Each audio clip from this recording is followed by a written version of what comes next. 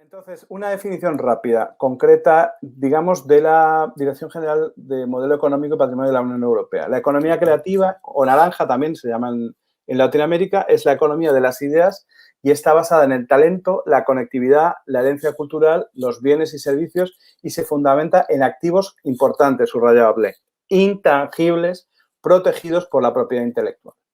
Esto de lo de la propiedad intelectual luego lo hablaré porque resulta que eso es es un nido de problemas. Lo de propiedad intelectual es como hablar de el sexo de los ángeles hasta ahora.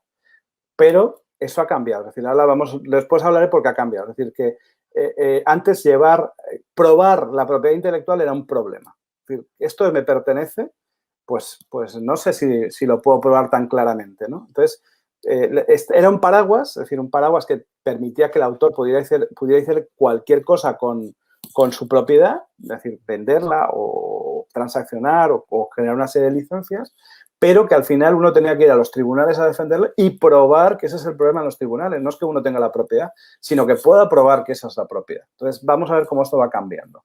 Luis, si me permites. A ver, bueno, John Hawkins, la economía creativa es generar dinero con las ideas. Sígueme, por favor.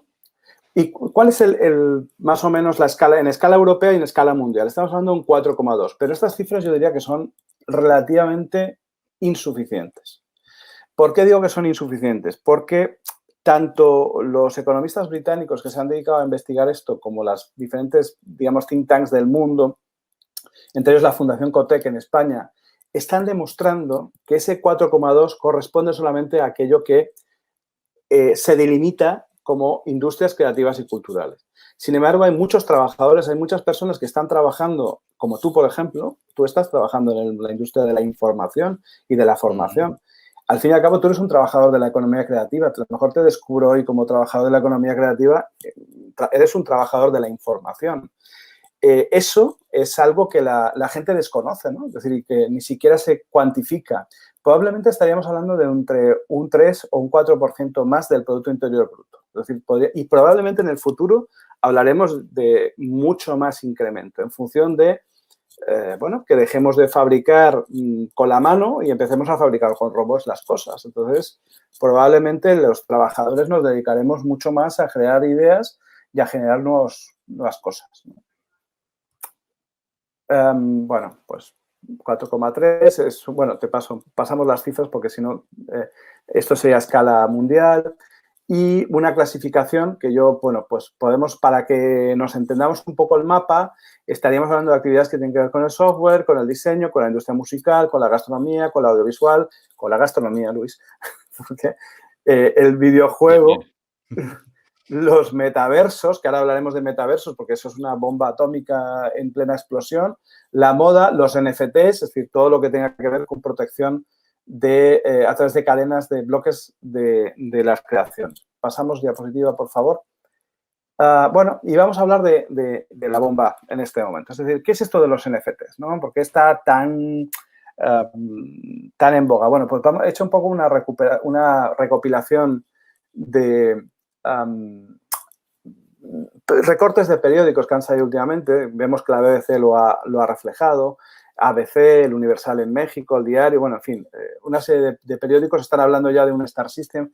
Ya hay un español que conozco personalmente, que es Javier Arrés, que ha ganado 1 millón de euros en NFTs. Y bueno, pues esto todo de repente es como una sigla que todo el mundo estamos diciendo, ¿esto qué será? ¿No? Esto de los NFTs, ¿qué será?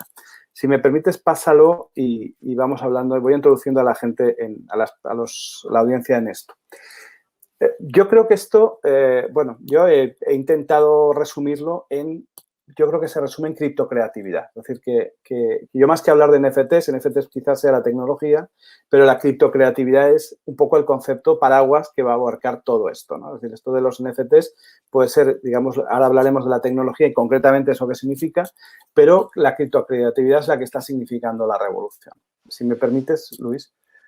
A ver, el New York Times hace poco redactó un artículo en el que dice textualmente: los NFTs podrían transformar la manera de crear, consumir y vender los productos digitales en línea, erosionar el dominio económico de los intermediarios de las redes sociales y devolver más poder a las personas que están produciendo cosas creativas e interesantes. Es decir, tenemos, digamos, tres asuntos de golpe, ¿no? Es decir, por un lado, transformar la manera de crear, consumir y vender los productos digitales, es decir, van a transformar el mercado, porque de alguna manera se ha producido una cosa que es mágica, ¿no? Es decir, yo antes te lo comentaba, creo, off the record, ¿no? Es decir, antes para venderle a alguien una pieza creativa, digital, era un mundo, o sea, era un problema enorme. Es decir, ¿por qué? Porque, pues, ¿cómo se hacía esto? Es decir, te voy a vender una pieza de arte digital. Bueno, pues llegabas, se le enseñabas al señor y le dabas un pendrive y un certificado. O le dabas un CD y un certificado. Bueno, pues realmente había cuatro amantes, digamos, asiduos del arte, que al final, para tener un complemento dentro de su colección, pues llegaban y se compraban una pieza de arte digital. Esto, sin embargo, a partir de este momento se ha producido el milagro de las bodas de Caná, es decir, se ha convertido el agua en vino. ¿Por qué?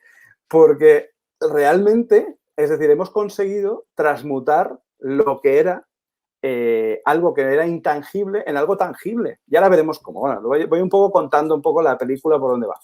Y, bueno, también tenemos otro problema, otra cuestión, que vamos a erosionar el dominio económico de los intermediarios. De eso voy a hablar después. Y, claro, ya ahora mismo los creativos tienen el control. Es decir, han recuperado el control. De repente va a haber muchos creativos que van a ser multimillonarios. De hecho, ya lo son. Hay un señor que se llama Beeple, que luego también hablamos un segundo de él, que consiguió colocarse en el número 3 en las subastas de Christie's a nivel mundial. Es decir, artistas de la talla de Damien Hirst o, bueno, Jeff Koons, etcétera, etcétera, están reculando, se ha quedado el número 3 prácticamente en el ranking de las subastas a nivel mundial. Eso es, en el sistema del arte, desde luego, es una explosión nuclear. Algo está pasando, ¿no? Y ahora veremos por qué está pasando todo esto. Si me permites, Luis. A ver, ahora. A ver, ¿qué tiene esto de revolucionario? Es decir, ¿qué tiene revolucionario el tema de la criptocreatividad, el tema de los NFTs? Bueno, primera cuestión, volvemos a la obra única. ¿Y qué significa eso de la obra única? Bueno, la obra única es que, bueno, le voy a hacer una referencia cultural breve. Hay un ensayo en los años 30 de un conocido ensayista, Walter Benjamin, que hablaba de que la obra de arte se había perdido precisamente con la invención de la fotografía. Y al poder copiar una obra y al poder hacer N fotos de una foto, al final la obra había perdido la presencia de alguna manera como obra, digamos, producto de un genio artístico. Es decir, lo que legitimaba la obra de arte es que un señor que estaba, entre comillas, tocado por el don de la creación, podía hacer una obra y que a partir de ese momento esa obra era reconocida por todos como una obra artística. Eso se había perdido precisamente con la fotografía, dice Walter Benjamin. Pero no, ahora resulta que de repente ya volvemos otra vez a la obra única porque ya vamos a tener una original y todo el resto van a ser copias. Con lo cual, si yo me puedo comprar el original y puedo estar haciendo transacciones con el original todo lo que quiera. Efectivamente, pasaba lo mismo con las litografías. Segunda cuestión, que hemos creado de repente un mercado de activos creativos digitales. Es decir, ya hay unas plataformas que están haciendo intermediación entre creadores y compradores que no necesitan, lógicamente, pasar por otro tipo de intermediarios y que están generando un mercado nuevo. De repente aparece un océano azul de un mercado de creativos que necesitan, y ahora veremos para qué necesitan todas estas creaciones, porque no solamente nos vamos a quedar solamente en el, digamos, en el ámbito de lo estético, por decirlo de una manera, o las colecciones de arte. Esto va a servir para muchas más cosas, ¿no? También estamos alterando la distribución de los bienes creativos, es decir, lo acabo de nombrar, es decir, vamos a tener marketplaces que van a luchar frente a los intermediarios tradicionales. También recuperamos el control, es decir, el creador recupera el control sobre su obra. Antes eso era bastante difícil. Y último, que me parece muy significativo también, bueno, o siguiente, es que vamos a tener seguridad para el adquirente. Yo tengo una de las anécdotas más divertidas de mi vida, es que, bueno, pues un coleccionista mexicano, que no voy a decir el nombre, no lo voy a revelar, me llama un día, le estaba haciendo asesoramiento, me llama un día y me dice que había comprado en el mercado secundario una pieza de Frida Kahlo. Bueno, me llamó muy contento, me dijo que le había costado aproximadamente un cuarto de lo que vale una pieza de esas características. Las piezas están sobre $1.000.000 si vamos al mercado secundario y la había comprado por $250.000. Bueno, me dijo que por favor si le podía ayudar a certificar la obra. Le dije que por supuesto, pero teníamos que llevarla a certificación. La llevamos a la Galería de Arte Mexicano. Voy a nombrar incluso los detalles hasta ese punto, ¿no? Es decir, la certificadora, digamos, oficial de ese tipo de obras de arte, ¿no?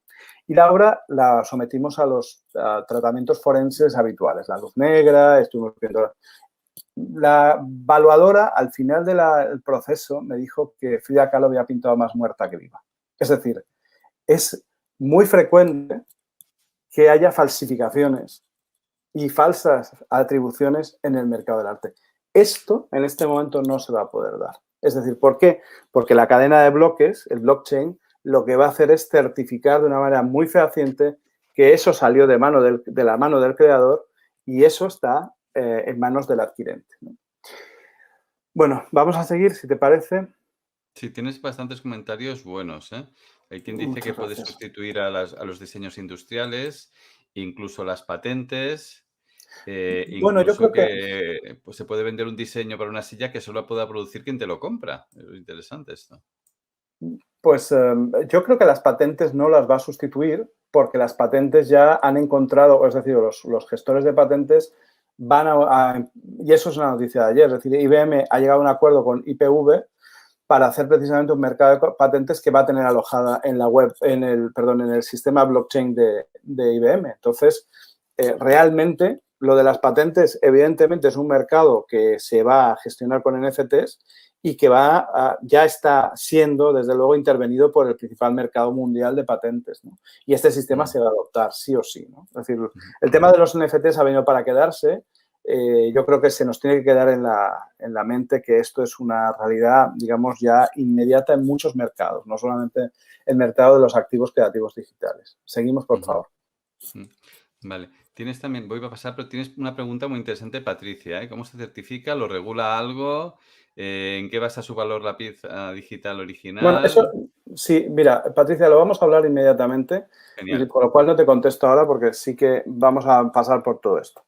Y luego el concepto de criptocreatividad, es decir, ¿qué es esto de la criptocreatividad? Bueno, pues la criptocreatividad no es ni más ni menos que la facultad de crear un activo creativo digital único, porque es, digamos que el certificado de NFT va pegado, para decirlo de una manera gráfica, es como si se pegara encima de la creación, atribuir, y es únicamente lo que corresponde es para él, atribuir su propiedad, es decir, a alguien, registrarla, transaccionarla a través de la blockchain u otro sistema descentralizado, bajo unas condiciones ideales y suficientes, ¿no?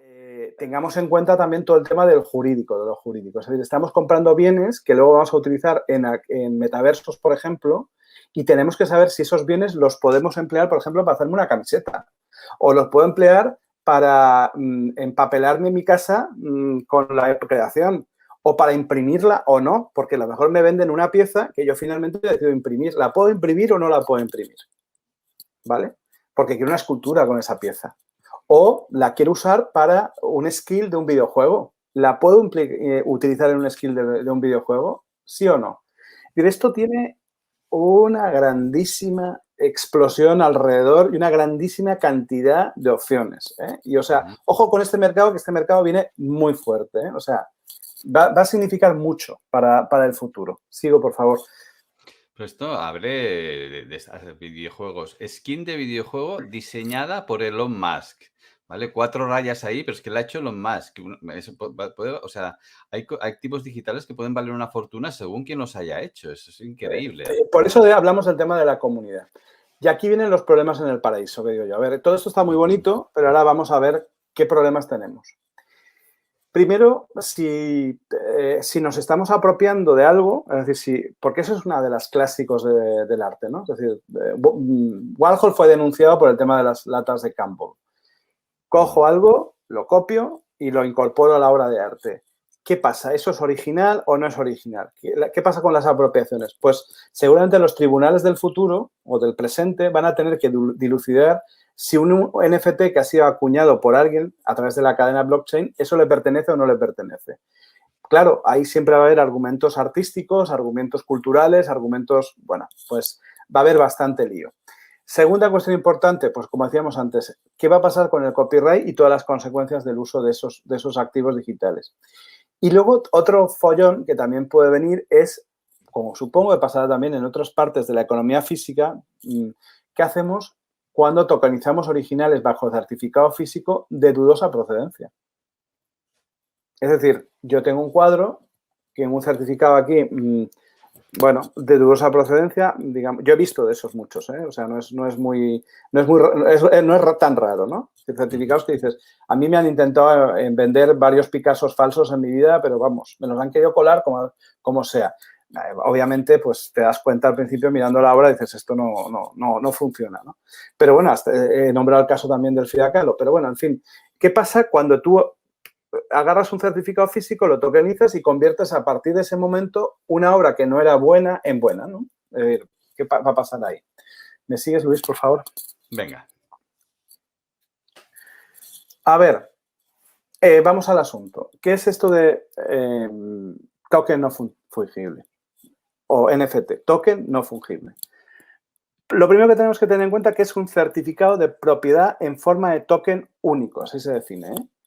Permanente e indivisible, que se adhiere inseparablemente al activo digital. Es decir, es un certificado único para esa pieza, permanente e indivisible de esa pieza y representa esa pieza. Es decir, es como una capa más que se pega al objeto digital y a partir de ese momento es ese certificado.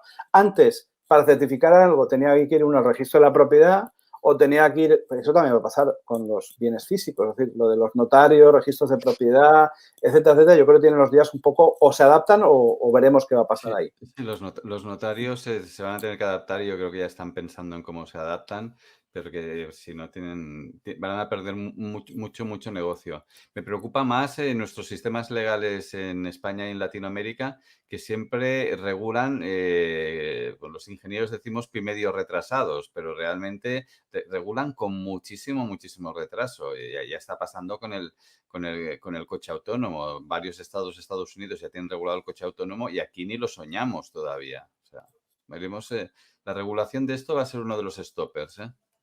Hombre, yo creo que yo si fuera abogado me pondría las pilas. O sea, me especializaría en temas de blockchain inmediatamente, ¿no? Es decir, yo creo que es uno de los nichos de futuro más claros. Y bueno, va a venir un negocio espectacular porque, bueno, hay que resolver todo este tema de alguna manera, ¿no? Cuestión importante, certificado de propiedad descentralizada. Es decir, no es un certificado que me da, como en el papel moneda, el Banco de España, una entidad, una institución, el Banco Central Europeo, que acuña euros, sino que lo da una red y que esa red está distribuida por todo el mundo.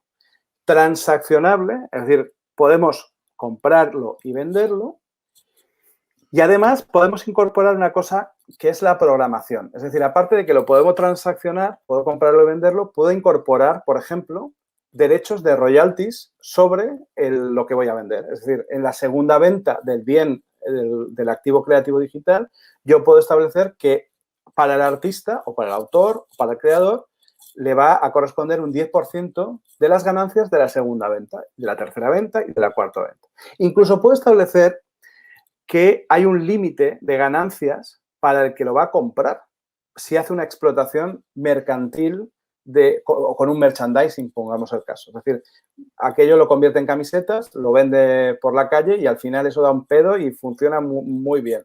Y en algunas licencias que yo estoy viendo ya se está marcando el límite de 100.000 euros. Es decir, como el máximo que vas a poder ganar. Si te pasas de esos 100.000, el resto me corresponderá a mí, como creador, ¿vale? Rastreable, es decir, ¿por qué? Pues porque está acompañado de un hash, es decir, de una encriptación específica que nos dice a quién perteneció y bueno, y podemos saber perfectamente la trazabilidad de ese bien. Y luego es especulativo, lógicamente, es un mercado nuevo que se ha creado y que dependerá, como tú decías antes, de que Elon Musk haya creado un activo digital o que Lady Gaga cree un activo digital, un NFT, para que la comunidad lo acepte o no. Yo creo que va a haber un poco de todo. Yo creo que en este momento empieza a haber, todos están lanzando en tromba sobre los NFTs. Algunos van a valer muchísimo dinero, como cualquier mercado. Esto es como cualquier mercado. Y Sí, sí, otros, pues, lo que pasa con las criptos, igual. esto es como cualquier mercado. Pero lo cierto es que ha llegado para quedarse y se va a quedar, ¿eh? Ojo. Sobre todo por lo que decíamos antes, ¿no? Es decir, el tema de los metaversos va a ser muy definitivo.